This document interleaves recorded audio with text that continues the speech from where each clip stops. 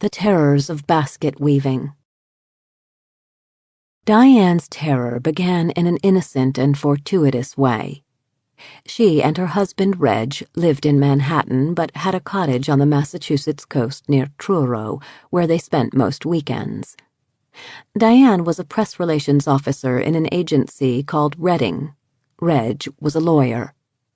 They were both 38, childless by choice, and both earned good salaries.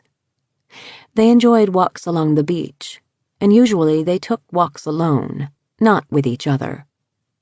Diane liked to look for pretty stones, interesting shells, bottles of various sizes and colors, bits of wood rubbed smooth by sand and wind. These items she took back to the unpainted gray cottage they called the Shack, lived with them for a few weeks or months. Then Diane threw nearly all of them out, because she didn't want the shack to become a magpie's nest. One Sunday morning, she found a wicker basket bleached nearly white with its bottom stoved in, but its frame and sides quite sturdy. This looked like an old-fashioned crib basket for a baby, because one end of it rose higher than the other, the foot part tapered, and it was just the size for a newborn or for a baby up to a few months. It was the kind called a Moses basket, Diane thought. Was the basket even American? It was amusing to think that it might have fallen overboard or been thrown away, old and broken, from a passing Italian tanker, or some foreign boat that might have had a woman and child on board. Anyway, Diane decided to take it home, and she put it for the nonce on a beach on the side porch of the shack, where colored stones and pebbles and sea glass already lay. She might try to repair it for fun, because in its present condition it was useless. Reg was then shifting sand with a snow shovel from one side of the wooden front steps, and was going to plant more beach grass from the dunes, like a second line of troops between them and the sea to keep the sand in place. His industry, which Diane knew would go on another hour or so until lunchtime, and cold lobster and potato salad was already in the fridge, inspired her to try her hand at the basket now. She had realized a few minutes before that the kind of slender twigs she needed stood already in a brass cylinder beside their small fireplace. Withes or withies, the words sounded nice in her head, might be more appropriate. But on the other hand, the twigs would give more strength to the bottom of the basket, which she might use to hold small potted plants, for instance.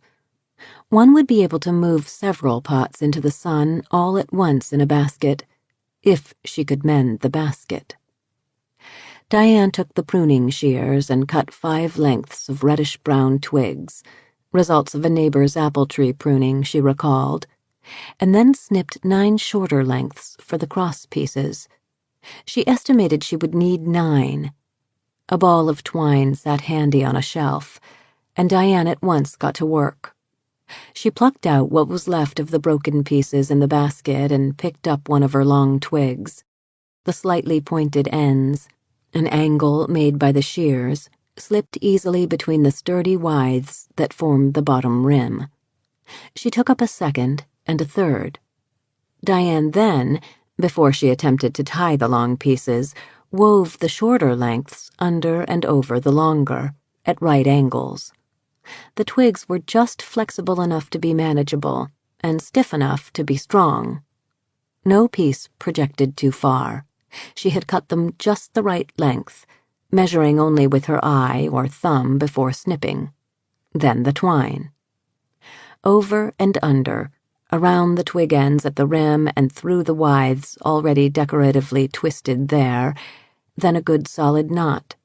She was able to continue with the cord to the next twig in a couple of places, so she did not have to tie a knot at each cross piece. Suddenly, to her amazement, the basket was repaired, and it looked splendid. In her first glow of pride, Diane looked at her watch. Hardly 15 minutes had passed since she had come into the house. How had she done it? She held the top end of the basket up and pressed the palm of her right hand against the floor of the basket. It gave out firm-sounding squeaks. It had spring in it, and strength. She stared at the neatly twisted cord, at the correct over and under lengths, all about the diameter of pencils, and she wondered again how she had done it. That was when the terror began to creep up on her, at first like a faint suspicion or surmise or question. Had she some relative or ancestor not so far in the past who had been an excellent basket weaver? Not that she knew of, and the idea made her smile with amusement. Grandmothers and great-grandmothers who could quilt and crochet didn't count. This was more primitive. Yes, people had been weaving baskets thousands of years before Christ, and maybe even 1,000,000 years ago, hadn't they? Baskets might have come before clay pots. The answer to her question, how she had done it, might be that the ancient craft of basket weaving had been carried on for so long by the human race that it had surfaced in her this Sunday morning in the late 20th century. Diane found this thought rather frightening. As she set the table for lunch, she upset a wine glass, but the glass was empty and it didn't break. Reg was still shoveling, but slowing up, nearly finished. It was still early for lunch, but Diane had wanted the table set, the salad dressing made in the wooden bowl, before she took a swat at the work she had brought with her. Finally, she sat with a yellow pad and pencil and opened the plastic-covered folder marked Reading, plus her own name, Diane Clark, in small letters at the bottom. She had to write 300 words about a kitchen gadget that extracted air from plastic bags of apples, oranges, potatoes, or whatever. After the air was extracted, the bags could be stored in the bottom of the fridge as usual, but the produce kept much longer and took up less space because of the absence of air in the bag. She had seen the gadget work in the office, and she had a photograph of it now. It was a 16-inch long tube which one fastened to the cold water tap in the kitchen. The water from the tap drained away, but its force moved a turbine into the tube, which created a vacuum after a hollow needle was stuck into the sealed bag. Diane understood the principle quite well, but she began to feel odd and disoriented. It was odd to be sitting in a cottage built in a simple style more than 100 years ago, to have just repaired a basket in the manner that people would have made or repaired a basket thousands of years ago, and to be trying to compose a sentence about a gadget whose existence depended upon modern plumbing, sealed packaging, transport by machinery of fruit and vegetables grown hundreds of miles, possibly thousands, from the places where they would be consumed. If this weren't so, people could simply carry fruit and vegetables home in a sack from the fields, or in baskets, such as the one she had just mended. Diane put down the pencil, picked up a ballpoint pen, lit a cigarette, and wrote the first words. Need more space in your fridge. Tired of having to buy more lemons at the supermarket than you can use in the next month. Here is an inexpensive gadget that might interest you. It wasn't particularly inexpensive, but no matter. Lots of people were going to pay thousands of dollars for this gadget. She would be paid a sizable amount also, meaning a certain fraction of her salary for writing about it. As she worked on, she kept seeing a vision of her crib-shaped basket and thinking that the basket, per se, as a thing to be used, was far more important than the kitchen gadget. However, it was perfectly normal to consider a basket more important or useful, she supposed, for the simple reason that a basket was. Nice walk this morning? Reg asked, relaxing with a pre-lunch glass of cold white wine. He was standing in the low-ceilinged living room, in shorts, an unbuttoned shirt, sandals. His face had browned further, and the skin was pinkish over his cheekbones. Yes, found a basket. Rather nice. Want to see it? Sure. She led the way to the side porch and indicated the basket on the wooden table. The bottom was all broken, so I fixed it. You fixed it. Reg was leaning over it with admiration. Yeah, I can see. Nice job, Di. She felt a tremor, a little like shame. Or was it fear? She felt uncomfortable as Reg picked up the basket and looked at its underside. Might be nice to hold kindling, or magazines, maybe, she said. We can always throw it away when we get bored with it. Throw it away? No. It's sort of amusing, shaped like a baby's cradle or something. That's what I thought, that it must have been made for a baby. She drifted back into the living room, wishing now that Reg would stop examining the basket. Didn't know you had such talents, Di. Girl Scout lore. Diane gave a laugh. Reg knew she'd never joined the Girl Scouts. Don't forget the Gartners are coming at 7:30. Yes, thanks. I didn't forget. What's for dinner? We've got everything we need. Diane said they had. The Gartners were bringing raspberries from their garden, plus cream. Reg had meant he was willing to drive to town in case they had to buy anything else. The Gartners arrived just before 8, and Reg made daiquiris. There was scotch for anyone who preferred it, and Olivia Gartner did. She was a serious drinker and held it well. An investment counselor, she was, and her husband Pete was a professor in the math department at Columbia. Diane, after a swim around 4 o'clock, had collected some dry reeds from the dunes, and among these had put a few long-stemmed blossoming weeds and wildflowers, blue and pink and orangey yellow. She had laid all these in the crib-shaped basket which she had set on the floor near the fireplace. "Isn't this pretty?" said Olivia during her second scotch, as if the drink had opened her eyes. She meant the floral arrangement, but Reg at once said, "And look at the basket, Olivia. Diane found it on the beach today and repaired it." Reg lifted the basket as high as his head, so Olivia and Pete could admire its underside. Olivia chuckled. "That's fantastic, Diane. Beautiful. How long did it take you? It's a sweet basket." "That's the funny thing," Diane began, eager to express herself. "It took me about 12 minutes. "Look how proud she is of it," said Reg, smiling. Pete was running his thumb over the apple twigs at the bottom, nodding his approval. "Yes, it was almost terrifying," Diane went on. "Terrifying?" Pete lifted his eyebrows. "I'm not explaining myself very well." Diane had a polite smile on her face, though she was serious. "I felt as if I'd struck some hidden talent or knowledge, just suddenly. Everything I did I felt sure of. I was amazed." "Looks strong, too," Pete said, and set the basket back where it had been. Then they talked about something else, the cost of heating, if they used their cottages at all in the coming winter. Diane had hoped the basket conversation would continue a little longer. Another round of drinks, while Diane put their cold supper on the table. Bowls of jellied consommé with a slice of lemon to start with. They sat down. Diane felt unsatisfied. Or was it a sense of disturbance? Disturbance because of what? Just because they hadn't pursued the subject of the basket? Why should they have? It was merely a basket to them, mended the way anyone could have mended it.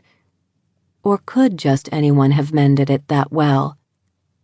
Diane happened to be sitting at the end of the table, so the basket was hardly 4 feet from her, behind her, and to her right.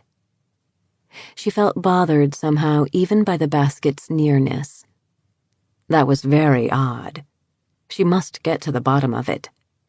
That was funny in view of the basket repair, But now wasn't the time, with 3 other people talking and half her mind on seeing that her guests had a good meal.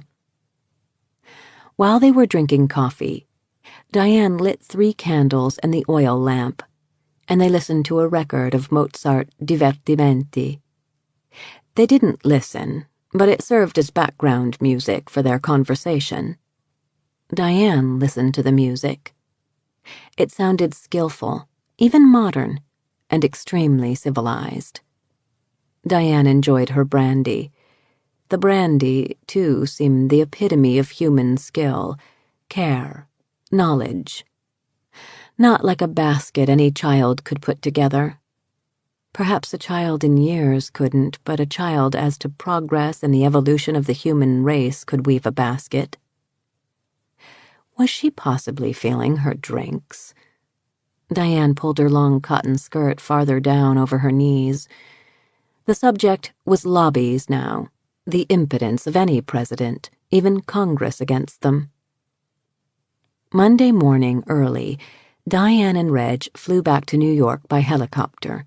Neither had to be at work before 11. Diane had supposed that New York and work would put the disquieting thoughts re the basket out of her head. But that was not so. New York seemed to emphasize what she had felt up at the shack, even though the origin of her feelings had stayed at the shack. What were her feelings anyway? Diane disliked vagueness, and was used to labeling her emotions, jealousy, resentment, suspicion, or whatever, even if the emotion was not always to her credit. But this...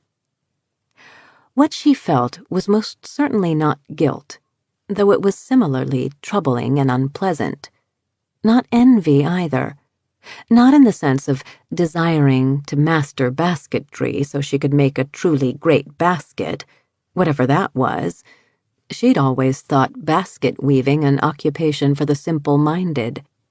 And it had become, in fact, a symbol of what psychiatrists advised disturbed people to take up. That was not it at all. Diane felt that she had lost herself. Since repairing that basket, she wasn't any longer Diane Clark. Not completely, anyway. Neither was she anybody else, of course. It wasn't that she felt she had assumed the identity, even partially, of some remote ancestor. How remote, anyway? No. She felt rather that she was living with a great many people from the past, that they were in her brain or mind. Diane did not believe in a soul and found the idea of a collective unconscious too vague to be of importance, and that people from human antecedents were bound up with her, influencing her, controlling her every bit as much as up to now she had been controlling herself. This thought was by no means comforting, but it was at least a partial explanation, maybe, for the disquietude that she was experiencing. It was not even an explanation, she realized, but rather a description of her feelings. She wanted to say something to Reg about it and didn't, thinking that anything she tried to say along these lines would sound either silly or fuzzy. By now, 5 days had passed since she had repaired the basket up at Truro, and they were going up to the shack again this weekend. The 5 working days at the office had passed, as had a lot of other weeks for Diane. She had had a set-to with Jan Heiningen, the art director, on Wednesday, and had come near telling him what she thought of his stubbornness and bad taste. But she hadn't. She had merely smoldered. It had happened before. She and Reg had gone out to dinner at the apartment of some friends on Thursday. All as usual, outwardly. The unusual was the schizoid atmosphere in her head. Was that it? 2 personalities? Diane toyed with this possibility all Friday afternoon at the office, while she read through new promotion-ready material. Was she simply imagining that several hundred prehistoric ancestors were somehow dwelling within her? No, frankly, she wasn't. That idea was even less credible than Jung's collective unconscious. And suddenly she rejected the simple schizo idea or explanation also. Schizophrenia was a catch-all, she had heard, for a lot of derangements that couldn't otherwise be diagnosed. She didn't feel schizoid anyway, didn't feel like two people or three or more. She felt simply scared, mysteriously terrified. But only one thing in the least awkward happened that week. She had let one side of the lettuce swinger slip out of her hand on the terrace, and lettuce flew everywhere, hung from the potted bamboo trees, was caught on rose thorns, lay fresh and clean on the red tile paving, and on the seat of the glider. Diane had laughed, even though there was no more lettuce in the house. She was tense, perhaps, therefore clumsy. A little accident like that could happen any time. During the flight to the Cape, Diane had a happy thought. She'd use the basket not just for floral arrangements, but for collecting more objets trouvés from the beach, or better yet for potatoes and onions in the kitchen. She'd treat it like any old basket. That would take the mystique out of it, the terror. To have felt terror was absurd. So Saturday morning, while Reg worked on the non-electric typewriter which they kept at the shack, Diane went for a walk on the beach with the basket. She had put a piece of newspaper in the basket, and she collected a greater number than usual of colored pebbles, a few larger smooth rocks, one orange in color, making it almost a trompe-l'oeil for a mango, plus an interesting piece of sea-worn wood that looked like a boomerang. Wouldn't that be odd, she thought, if it really were an ancient boomerang, worn shorter, thinner, until only the curve remained unchanged?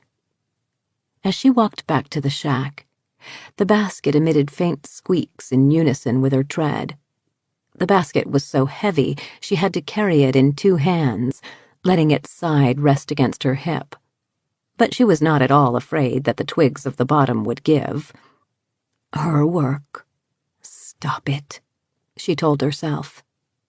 When she began to empty the basket on the porch's wooden table, she realized she had gathered too many stones, so she dropped more than half of them, quickly choosing the less interesting, over the porch rail onto the sand. Finally, she shook the newspaper of its sand and started to put it back in the basket. Sunlight fell on the glossy reddish-brown apple twigs, over and under. Not every one secured by twine, because for some twigs it hadn't been necessary. New work, and yet... Diane felt the irrational fear creeping over her again, and she pressed the newspaper quickly into the basket. Pressed it at the crib-shaped edges, so that all her work was hidden. Then she tossed it carelessly on the floor.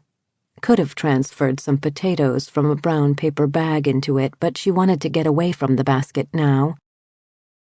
An hour or so later, when she and Reg were finishing lunch, Reg laughing and about to light a cigarette, Diane felt an inner jolt as if... What? She deliberately relaxed and gave her attention, more of it, to what Reg was saying. But it was as if the sound had been switched off a TV set.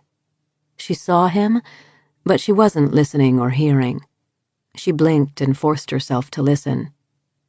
Reg was talking about renting a tractor to clear some of their sand away, about terracing and maintaining their property with growing things. They'd drawn a simple plan weeks ago, Diane remembered. But again she was feeling not like herself, as if she had lost herself in millions of people as an individual might get lost in a huge crowd. No, that was too simple, she felt. She was still trying to find solace in words. Or was she even dodging something? If so, what? What? Reg asked, leaning back in his chair now, relaxed. Nothing. Why? You were lost in thought. Diane might have replied that she had just had a better idea for a current project at Reading. Might have replied several things, but she said suddenly, I'm thinking of asking for a leave of absence. Maybe just a month. I think Reading would do it, and it'd do me good. Reg looked puzzled. You're feeling tired, you mean? Just lately? No, I feel somehow upset. Turned around, I don't know.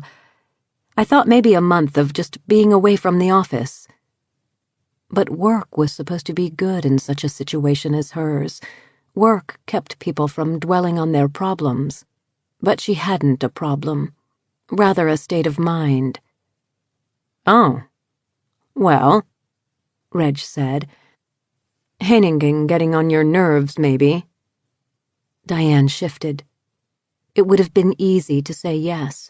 That was it. She took a cigarette, and Reg lit it. Thanks. You're going to laugh, Reg.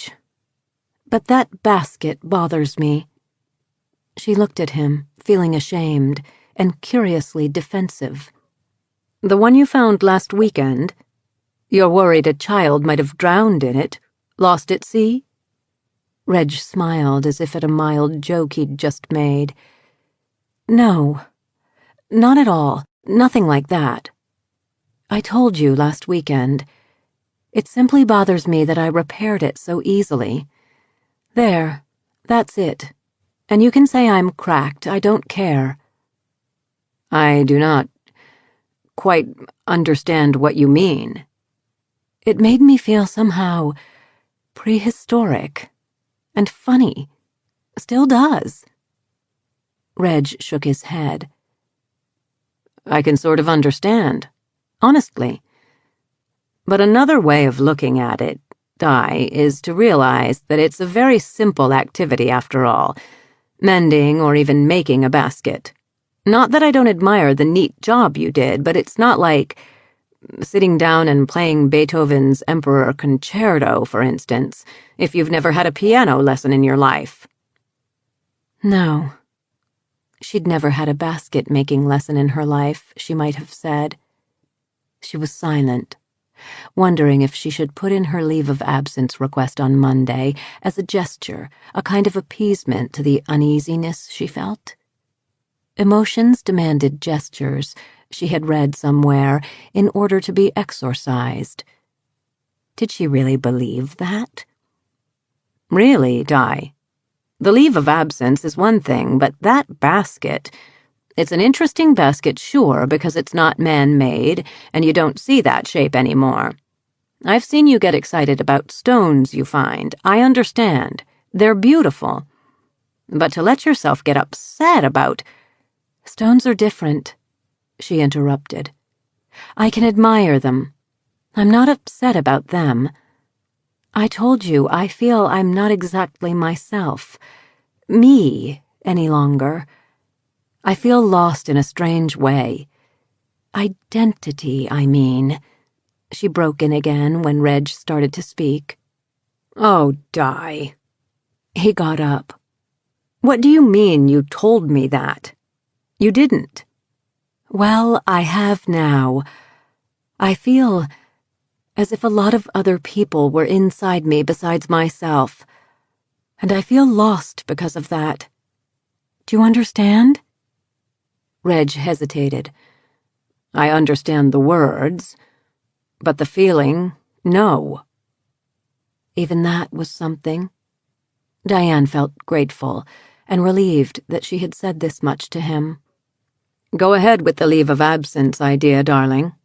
I didn't mean to be so abrupt. Diane put her cigarette out. I'll think about it. She got up to make coffee.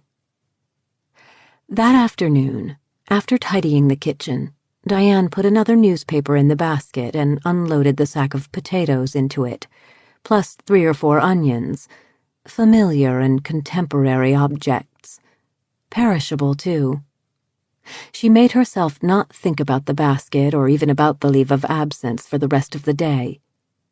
Around 7:30, she and Reg drove off to Truro, where there was a street party organized by an ecology group. Wine and beer and soft drinks, hot dogs and jukebox music. They encountered the Gartners and a few other neighbors. The wine was undrinkable. The atmosphere, marvelous. Diane danced with a couple of merry strangers and was, for a few hours, happy. A month's leave of absence, she thought as she stood under the shower that night, was absurd and unnecessary. Temporary aberration to have considered it. If the basket, a really simple object, as Reg had said, annoyed her so much, the thing to do was get rid of it. Burn it. Sunday morning, Reg took the car and went to deliver his Black & Decker or some appliance of it to the Gartners, who lived 8 miles away. As soon as he had left, Diane went to the side porch, replaced the potatoes and onions in the brown paper bag, which she had saved as she saved most bags that arrived at the shack, and taking the basket with its newspaper and a book of matches, she walked out onto the sand in the direction of the ocean. She struck a match and lit the newspaper, and laid the basket over it. After a moment's hesitation, as if from shock, the basket gave a crack and began to burn. The drier sides burned more quickly than the newer apple twigs, of course. With a stick, Diane poked every last pale withe into the flames until nothing remained except black ash and some yellow glowing embers, and finally these went out in the bright sunshine and began to darken. Diane pushed sand with her feet over the ashes until nothing was visible. She breathed deeply as she walked back to the shack, and realized that she had been holding her breath, or almost, the entire time of the burning. She was not going to say anything to Reg about getting rid of the basket, and he was not apt to notice its absence. Diane knew. Diane did mention, on Tuesday in New York, that she had changed her mind about asking for a leave of absence. The implication was that she felt better, but she didn't say that. The basket was gone. She would never see it again, unless she deliberately tried to conjure it up in memory, and that she didn't want to do. She felt better with the thing out of the shack, destroyed. She knew that the burning had been an action on her part to get rid of a feeling within her. A primitive action, if she thought about it. Because though the basket had been tangible, her thoughts were not tangible, and they proved damn hard to destroy. 3 weeks after the burning of the basket, her crazy idea of being a walking human race, or some such, lingered. She would continue to listen to Mozart and Bartok. They'd go to the shack most weekends, and she would continue to pretend that her life counted for something, that she was part of the stream or evolution of the human race, though she felt now that she had spurned that position or small function by burning the basket. For a week, she realized she had grasped something, and then she had deliberately thrown it away. In fact, she was no happier now than during that week when the well-mended basket had been in her possession. But she was determined not to say anything more about it to Reg. He had been on the verge of impatience that Saturday before the Sunday when she had burned it. And in fact, could she even put any more into words? No. So she had to stop thinking about it. Yes,